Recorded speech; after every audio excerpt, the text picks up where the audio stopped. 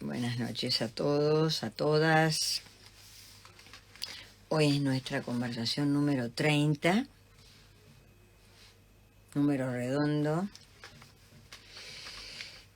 Gracias por estar aquí nuevamente, haciendo juntos este ciclo, porque ya podemos decirlo así. Estamos haciendo juntos y juntas este ciclo. A partir de la reunión anterior, donde por un lado habíamos dado una vuelta por hablar de qué psicoanálisis estábamos hablando, y lo vamos a seguir en distintos momentos, hemos tomado, a partir de algo que nos llegó de la universidad, un título que tiene que ver, por supuesto, con de qué psicoanálisis estamos hablando, por supuesto, porque la pregunta que tiene nuestro título hoy, ¿cómo leemos hoy?, es una pregunta desde el psicoanálisis que nos interesa. Entonces, estamos hablando de psicoanálisis.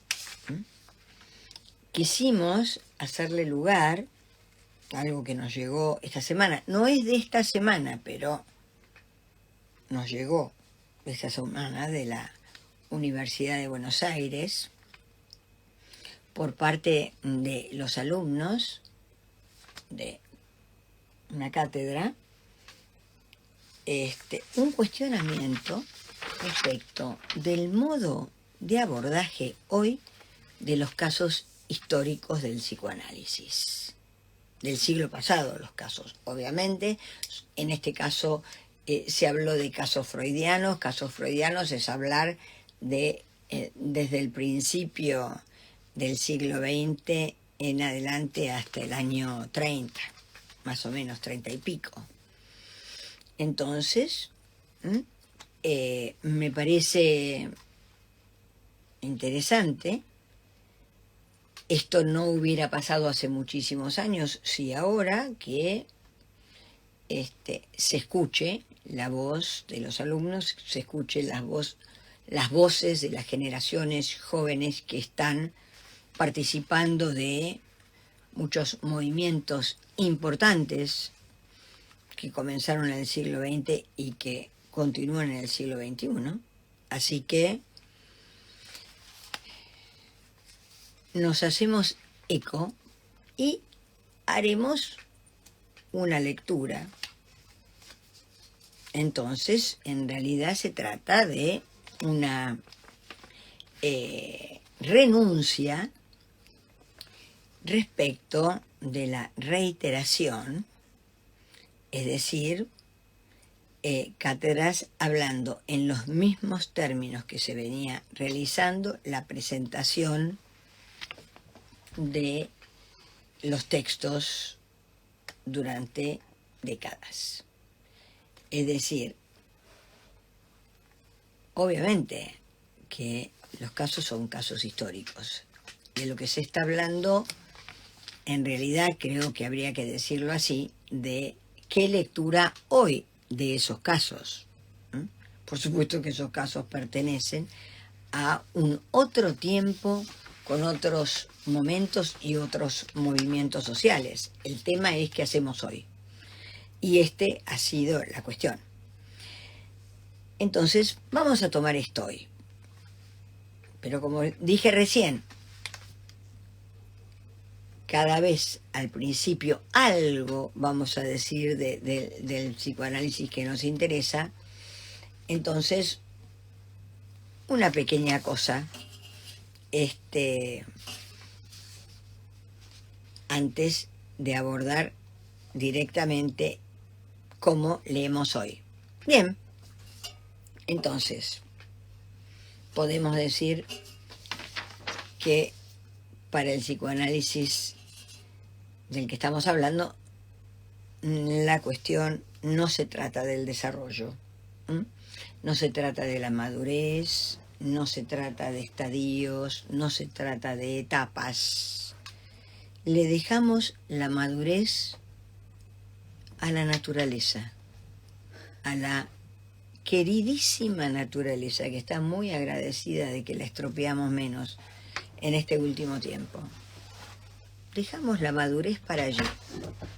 Bien, entonces quedamos lejos de lo que se llama psicología evolutiva, que localiza estadios, que está ordenada por el dios Cronos, que está ordenada por la cronología. Bien. No.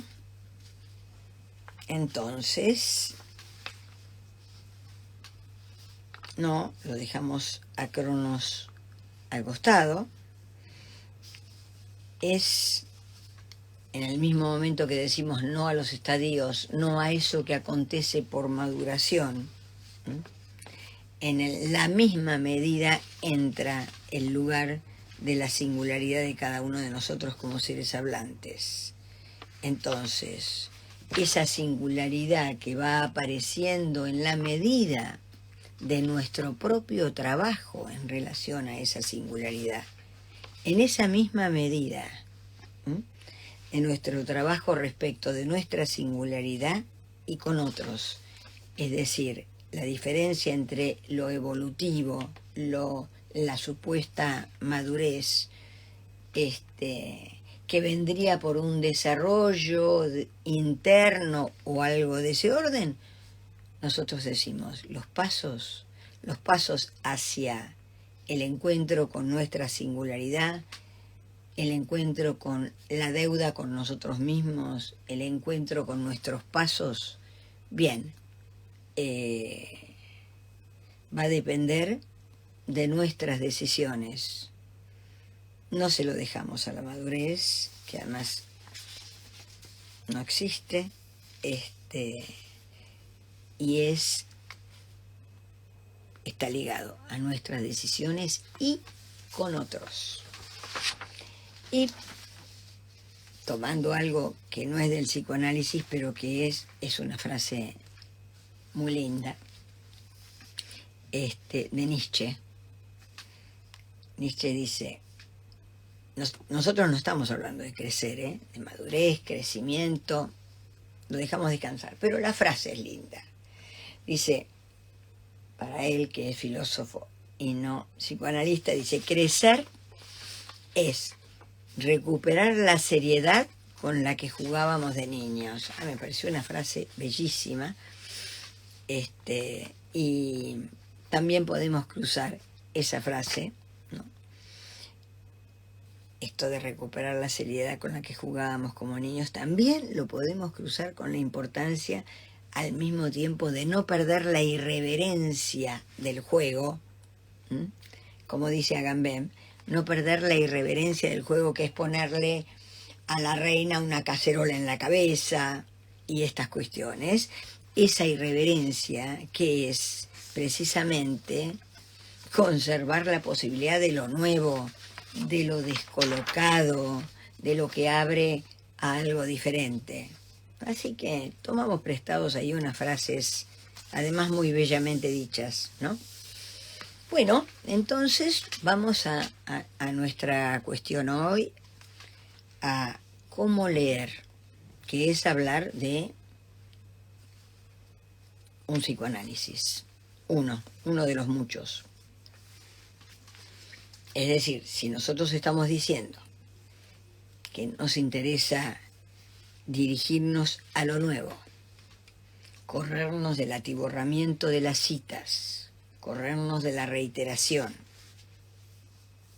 bueno, es importante escuchar este cuestionamiento que pide algo nuevo, por supuesto, entonces, y que nos permite abrir este capítulo de cómo se lee, ¿no?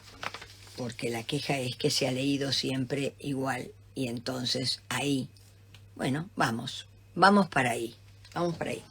No es interesante en el psicoanálisis la lectura religiosa, que porta una veneración,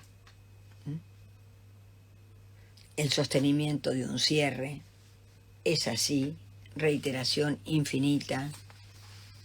Eso es mucho más para el museo que para lo que es interesante en una práctica analítica.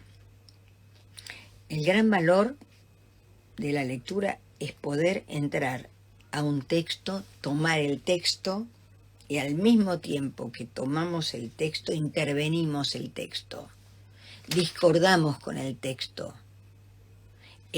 A eso llamo una lectura no religiosa, obediente. En algún momento hablamos del discordar de Heráclito, sí, leer discordando, no obedeciendo, leer cada vez. Lo interesante de encontrarnos con un libro que leímos hace tiempo, que lo tenemos subrayado y que de pronto desconocemos nuestro propio subrayado porque hoy hacemos otra lectura nosotros mismos de ese mismo texto, ¿no? Ese poder sorprendernos incluso de una lectura anterior nuestra es muy interesante. Entonces, poder discordar,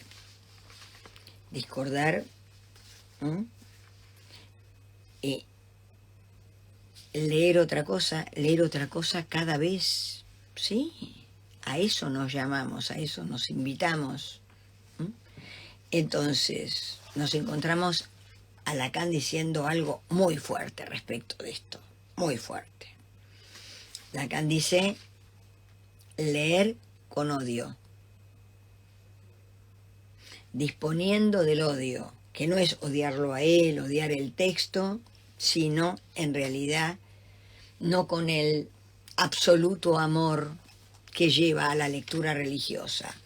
En ese sentido, lo que él llama odio podemos llamar discordia, es decir, poder discordar con el texto, no una aceptación religiosa y obediente. Ahí puede pasar algo, ahí podemos desencontrarnos con nuestra propia lectura anterior de hace un tiempo de ese mismo texto.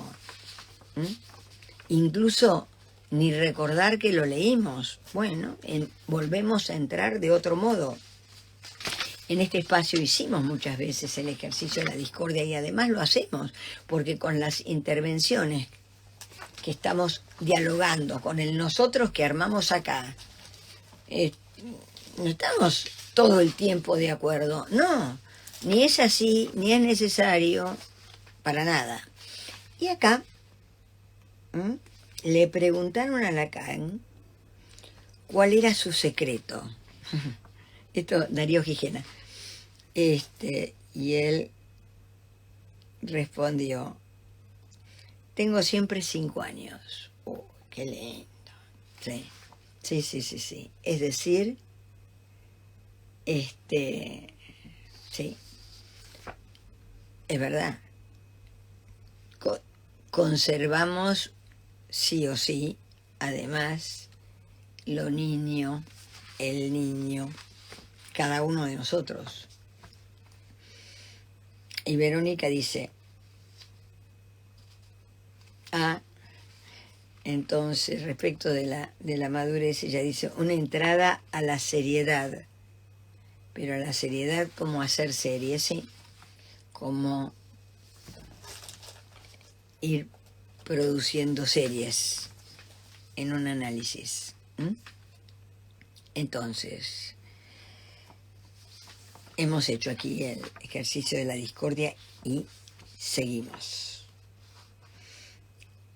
Seguimos con el discordar y además imprescindible para no caer en la obediencia, para no caer en el lugar de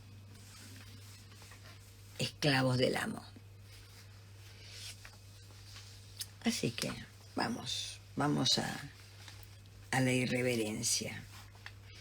Entonces, con el discordar se generan espacios nuevos para la lectura, para la práctica, Entonces, la refutación, el discordar, es muy importante. ¿Qué nos juega muchas veces? Una mala pasada para poder discordar, poner en juego una posición, el disenso, etc. Es que muchas veces la potencia que tiene la reivindicación, que lleva al enfrentamiento impide la discordia, que es con lo que sale algo nuevo. Lo nuevo no sale si estamos todos de acuerdo y decimos lo mismo. No. Entonces, el uso del discordar. En la refutación hay algo de la resonancia que puede abrir nuevos caminos. Eso nos importa. Eso. No ser idénticos a nosotros mismos, sí. Eso nos importa. Sí. No ser idénticos. Ahí está la posibilidad de encontrarnos con opciones nuevas. Bien. Para ahí vamos. Que cada uno encuentre las palabras que quiera para decir lo que le importa, para decir lo que le resuena, para decir el psicoanálisis como quiera, sin tener que ordenarse a determinados lineamientos que vienen del otro, por favor. Disentir implica al mismo tiempo la posibilidad de la aparición de distintos puntos de vista al mismo tiempo, que es lo que hacemos acá. Viene un mensaje, lo agregamos, viene otro mensaje y lo agregamos, pero agregamos mensajes, comentarios, preguntas en una simultaneidad. Que cada uno vaya para lo que le interesa, para lo que le hace falta. Si no, avanzamos como menesterosos y el otro es el rico que sabe y puede. No, cada uno con nuestra propia pregunta, que no es básica, no es simple, no es nada, es nuestra pregunta. Es el lugar, ahí donde está nuestra pregunta, es donde está la oportunidad que algo nos toque seriamente, nos toque, nos deje distintos de cómo estábamos. Vamos. Entonces, ¿qué se trata? ¿De decirle todo que sí a Freud? No, ni a Lacan ni a nadie. Entonces, no se trata de poder leer a los maestros, por supuesto, a los filósofos, por supuesto, y seguir, y seguir. Y seguir, porque además es el único modo de estar a la altura de la época. Freud habló en el 1800, al final del siglo, 1800 y pico, 1900, hasta el 1939. Vamos, estamos a 80 y pico de años de eso y pasaron muchísimas cosas. No podemos decir lo mismo, no se puede, porque todos estamos desconociendo y decimos no pasó nada, y sí pasaron muchas cosas, y mucho en lo que vamos a ver ahora. Entonces se trata para nosotros poder estar a la altura de la época, y estar a la altura de la época es leer de otro modo cada vez, que entre en los acontecimientos, que entre lo vivo de los movimientos sociales, el otro día lo nombrábamos, que entre lo vivo de la historia. Entonces, en este caso, con el cuestionamiento que hay a un caso histórico en la lectura, que es el caso Dora de Freud, en ese cuestionamiento, bueno, ¿cuál es la diferencia entre el momento que Freud habló de Dora y hoy? La diferencia es todo lo que pasó, por ejemplo, con los movimientos feministas. Todo lo que pasó, los espacios nuevos que se produjeron. Bueno, entonces, ¿cuál es el planteo de los alumnos de la Universidad de Buenos Aires respecto de una cátedra? Voy a tomar uno. Hay varios planteos y hay varias cuestiones que me parecen interesantes cada una, porque las generaciones nuevas hablan. Hace 100 años en la universidad a nadie se le ocurría disentir con el profesor, por favor. Bueno, entonces, esto es muy interesante. Entonces, acá hay un grupo, no uno, uno de los cuestionamientos se refiere precisamente al caso Dora y nos pone con las siguientes preguntas, digo. Interroguemos respecto del psicoanálisis el lugar de la impunidad. Interroguemos el lugar de la condescendencia, ¿sí? Estamos afirmando de diversos modos que el psicoanálisis es una ética. Bien, lo dejamos ahí. Ahora vamos a este cuestionamiento. Bueno, entonces parece que yo tengo un texto, no lo leí directamente de Facebook porque no lo leí. Pero me lo mandaron escrito.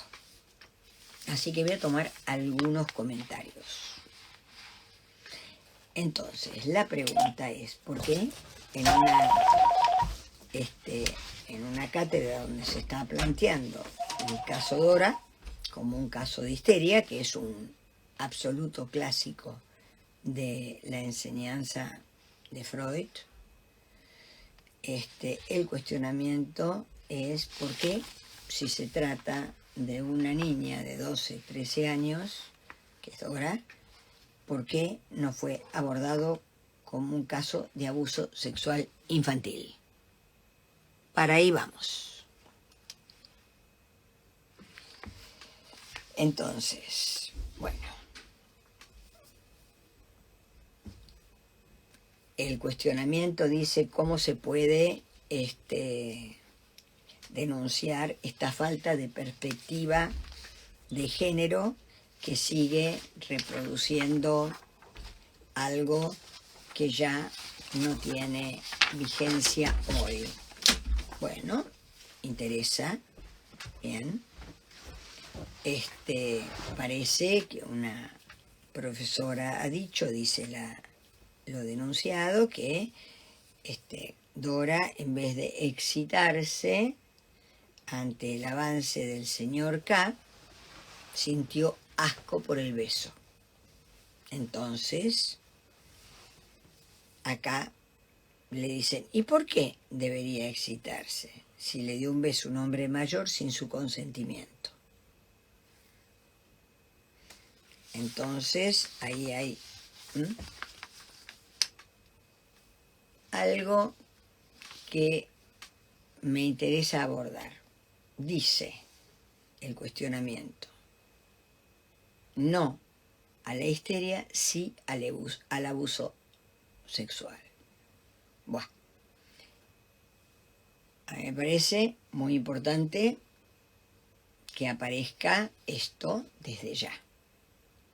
Pero optar abuso o histeria, me parece que son dos cosas diferentes. El abuso está, radicalmente está. Una niña de 12 años, vamos. Por supuesto que el abuso está. Pero vamos a hablar mucho del abuso en el sentido del lugar que tuvo para Freud el abuso. Entonces, bien, al binarismo o esto, a eso le decimos no y vamos a entrar a la cuestión de otro modo.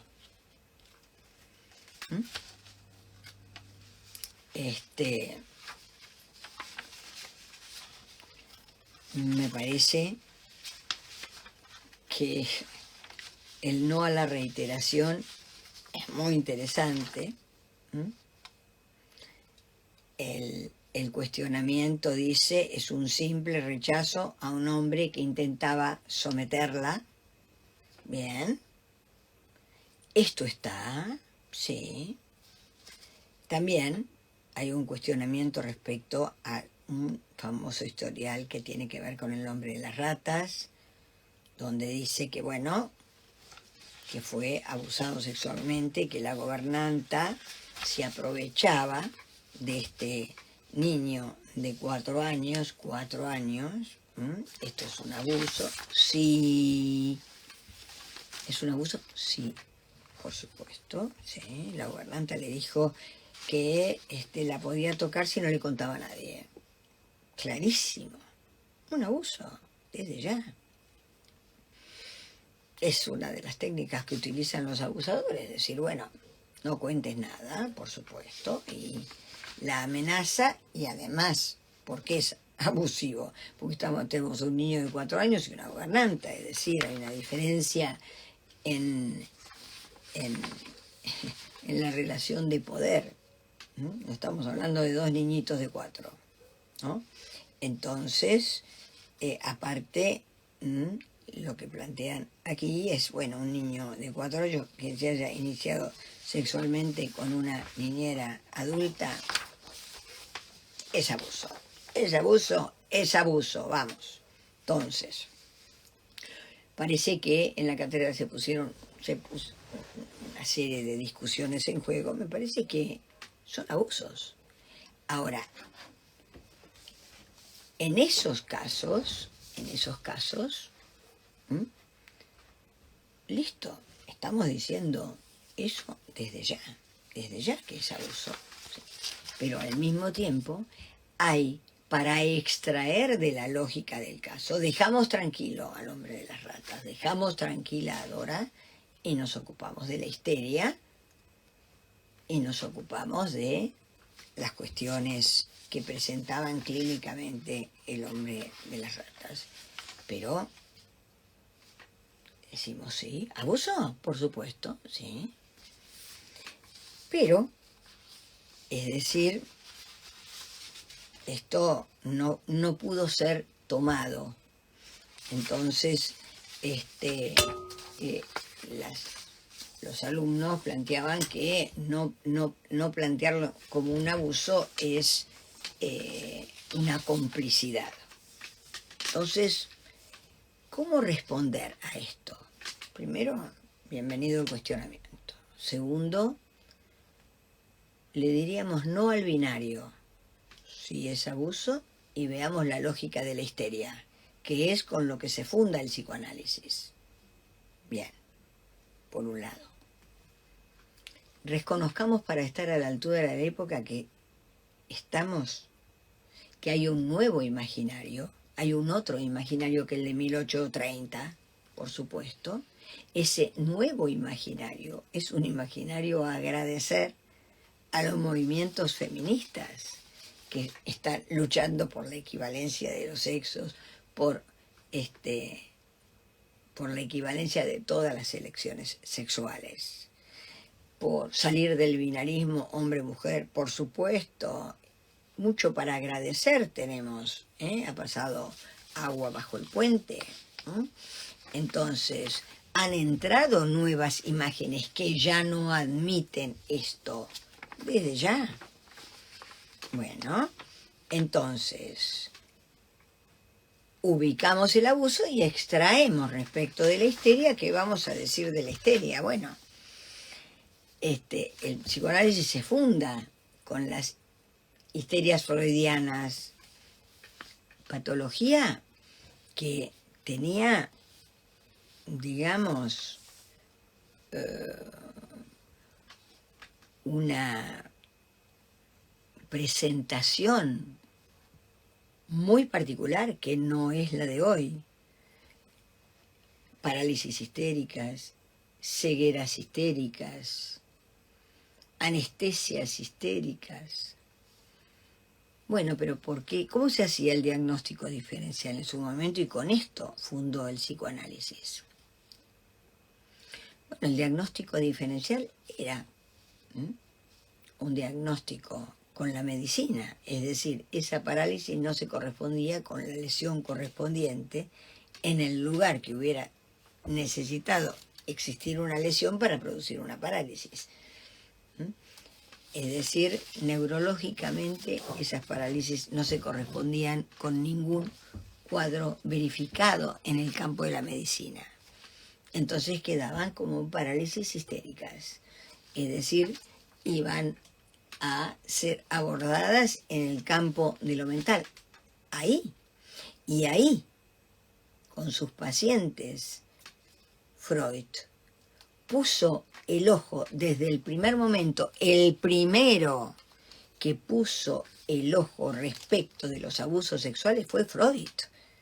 No se puede decir que Freud no estuvo radicalmente atento e incluso encontraba en todas sus pacientes abusos sexuales en la infancia.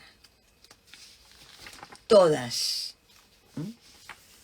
Para eso vamos a poder decir algunas cosas. Vamos a decir, bueno, pasó en principio por considerar que todas sus pacientes habían pasado por situaciones de abuso y podemos decir, bueno, después diferenció lo que correspondía con hechos verificables y otros no verificables en el campo de lo que podemos llamar la realidad efectiva. Bien. Bueno, le llevó mucho tiempo, pero el primero que ubicó en todos abuso sexual fue Freud. No podría decirse que él incluso arma una causalidad. Después cambia la teoría, arma una causalidad en relación a la neurosis vinculada con esos abusos. Entonces, y era además muy inquisidor, a veces excesivamente inquisidor respecto de los hechos. No desatendió nunca todo lo que tenía que ver con el abuso. Entonces, Lacan hace otro recorrido, extrae de la histeria algo así como la presentación de cómo funciona el deseo humano, el deseo no como deseo de, el deseo como un hacer, el deseo en una búsqueda inacabada. Entonces hace un recorrido para ese lado, como una presentación de la búsqueda humana también, del deseo como un hacer también. Son distintos recorridos. Entonces, las primeras menciones del psicoanálisis estuvieron ligadas al abuso y los hizo Freud. Se ocupó del abuso desde el primer momento. Podemos decir que se fundó el psicoanálisis hablando del abuso, y sí, podemos decir, así no se dijo nunca. Freud encontró el abuso en todas las pacientes. También podemos decir, es también una denuncia epocal. El abuso es de los siglos, de los siglos, de los siglos. Pero, ¿no? Respecto de su época, bien, algo que no se interrumpió nunca, que siempre hubo. Entonces también podemos decir, podemos hacer una lectura así. Bien, sí. Lo abusivo, sí. No estaba tocado lo abusivo socialmente, pero él lo miraba. Después diferenció entre los abusos proferidos y los que no. Entonces, en un determinado momento, cuando encontró que algunos episodios de abuso no estaban verificados y demás, pasó por un momento donde dice, las histéricas me mienten, y fue un momento muy particular de Freud, porque caía toda una teoría al respecto. Pero está claro que hay que hacer una lectura de esto de encontrar el abuso en todos. Otra lectura hoy, no en aquel momento, no la que se hizo en aquel momento, por supuesto. Entonces, planteó el abuso y no pensó que él era un revolucionario hablando del abuso. No.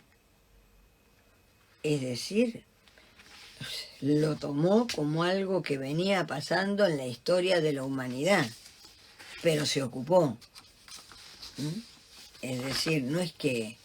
No, lo revolucionario es ahora que las luchas van a la denuncia, van a otro trabajo, por eso digo, para agradecer a los movimientos feministas, ha tomado otro estatuto, ha perdido con naturalidad en el trato hacia en este camino hacia la equivalencia de todas las decisiones sexuales.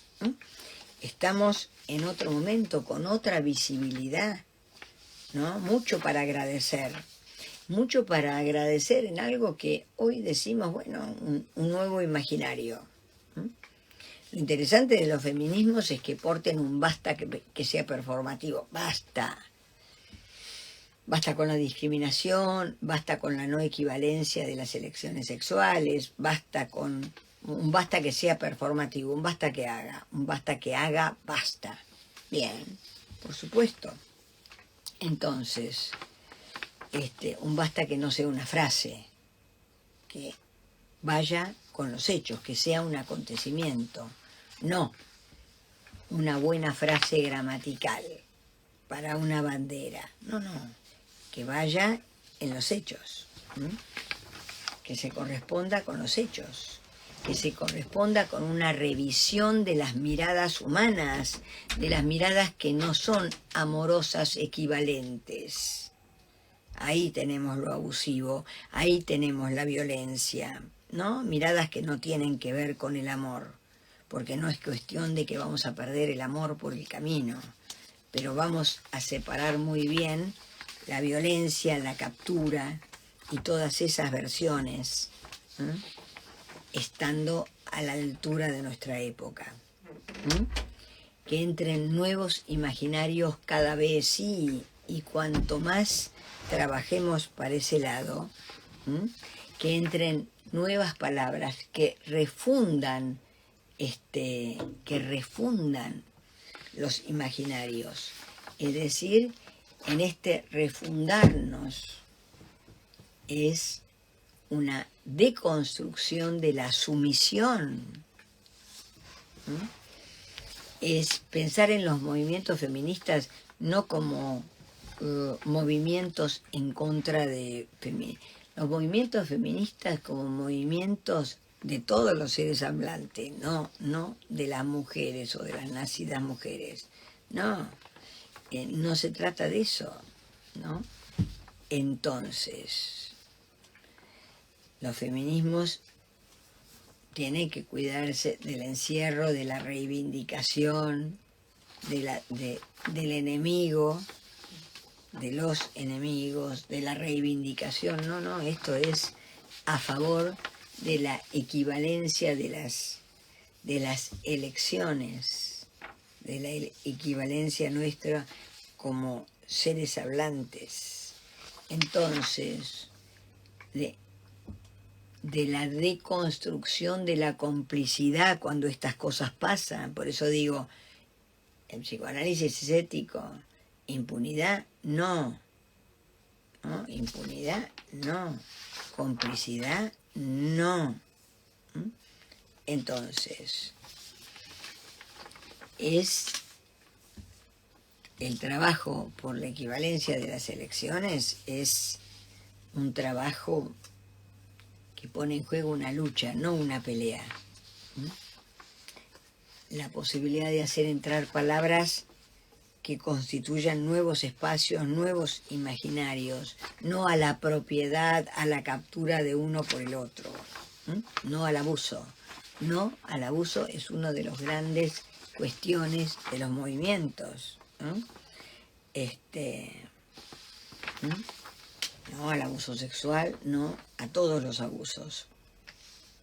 Entonces, los verdaderos movimientos feministas, digamos, que no quedan apresados en la reivindicación, bueno, pueden abrir nuevos caminos y están abriendo nuevos caminos.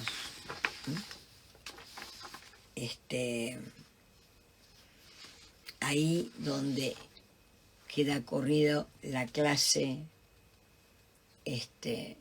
hombre, la clase mujer, no, estamos hablando de otra cosa. Entonces, el caso Dora, que es este caso, el caso Dora,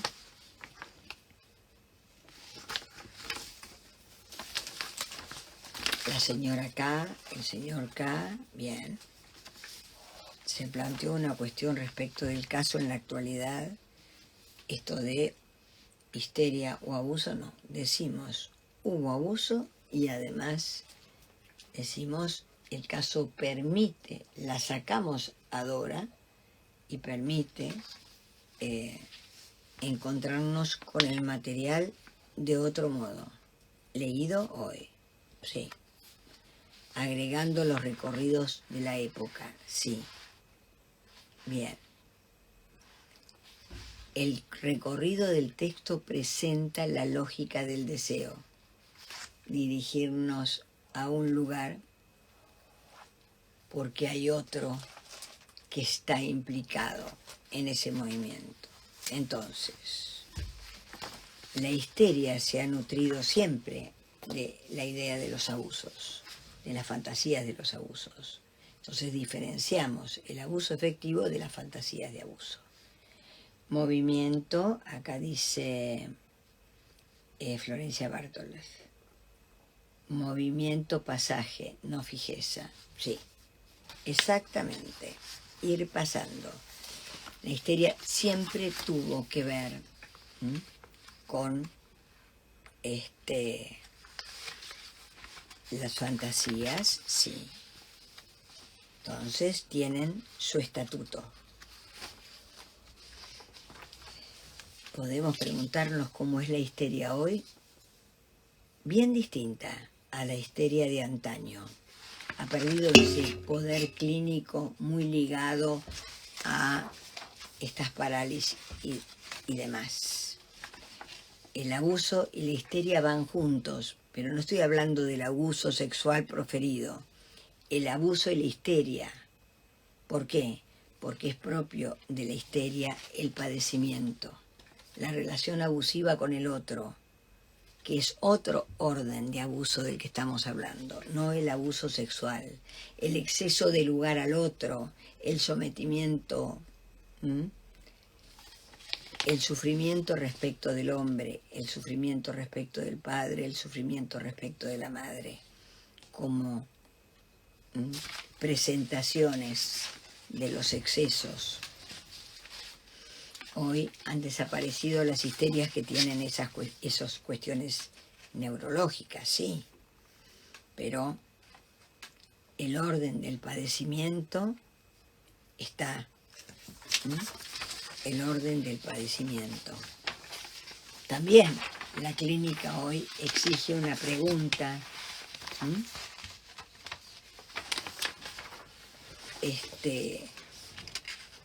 ser abusado, no hablo de sexualmente, abusado en términos de exceso de lugar al otro, exceso de lugar a la mirada del otro, dominando la escena.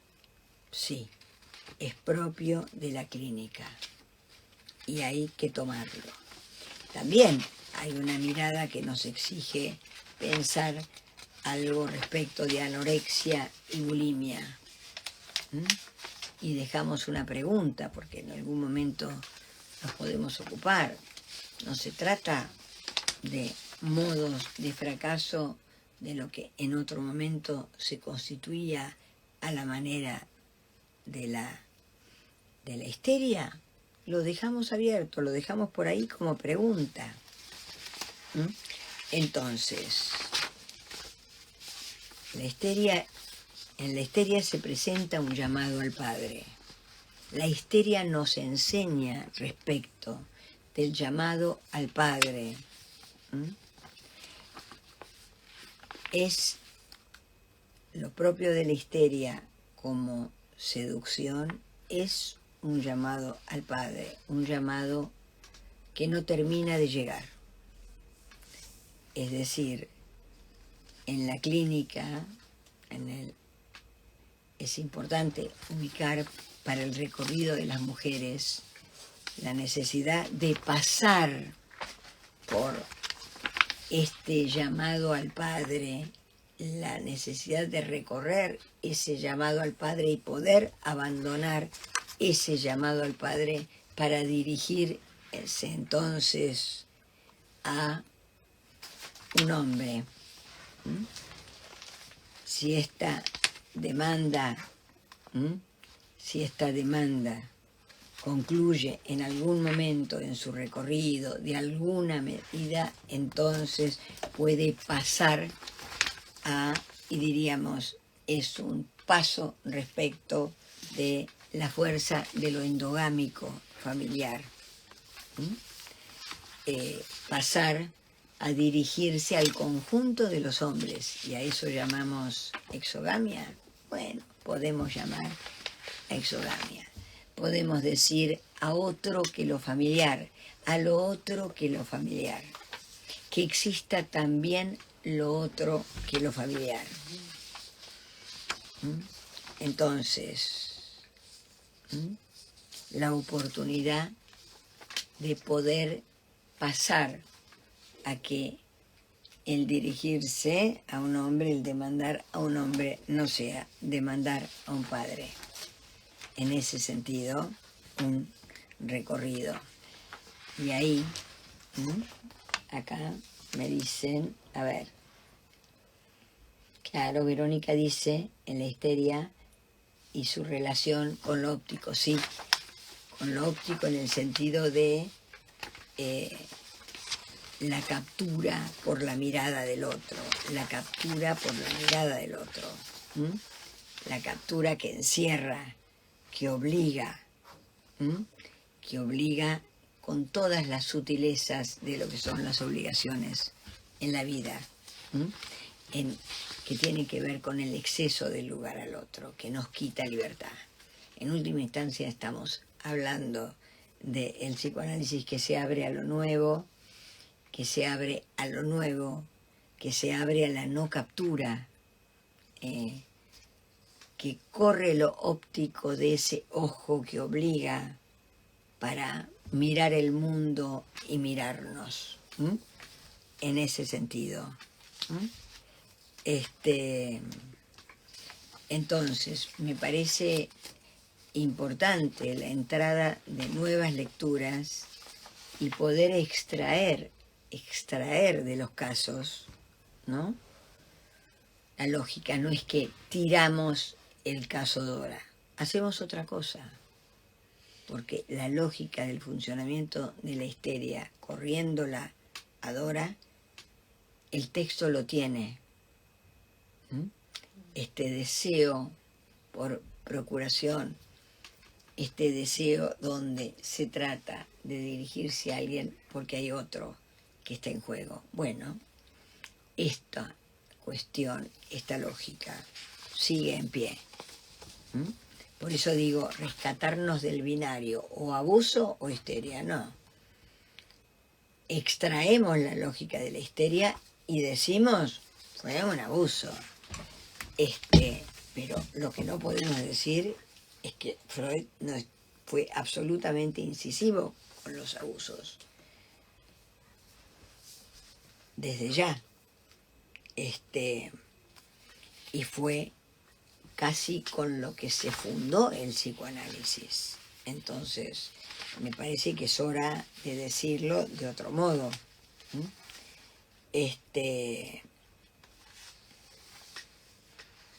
Entonces podemos preguntar, bueno, el psicoanálisis arranca con la histeria, arranca con esos cuadros tan teatrales como una niña que dejaba de poder tocar el piano porque se le paralizaba un brazo, o una ceguera que no tenía nada que ver con un orden orgánico. Bueno, aquí Elizabeth dice, en anorexia podría hacerse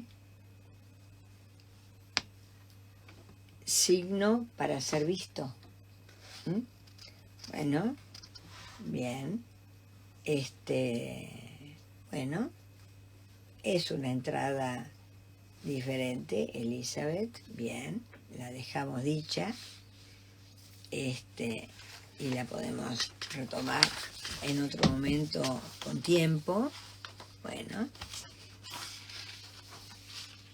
signo para ser visto, se los recuerdo para que vayan pensando y hablando y conversando durante la semana. Bueno, vamos llegando al final. Acá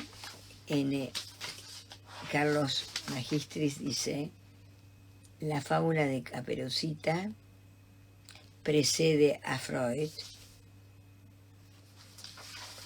y Caperucita fue abusada. Exactamente. Es decir, el abuso estuvo en la historia de la humanidad siempre, pero además el abuso correspondió siempre a la no aparición de la mujer en la cultura. Cuando la mujer empieza a aparecer en la cultura, entonces empieza a haber un tratamiento de lo abusivo. Eso es un carril que debe seguir. No, esto es un trabajo que es necesario seguir, por supuesto. Y en esa dirección vamos, hacia ampliación de imaginarios en los que no haya lugar para la no equivalencia. Entonces, con la equivalencia entra el amor de otro modo, porque en el abuso está el odio, está el sometimiento, está la captura, no está el amor.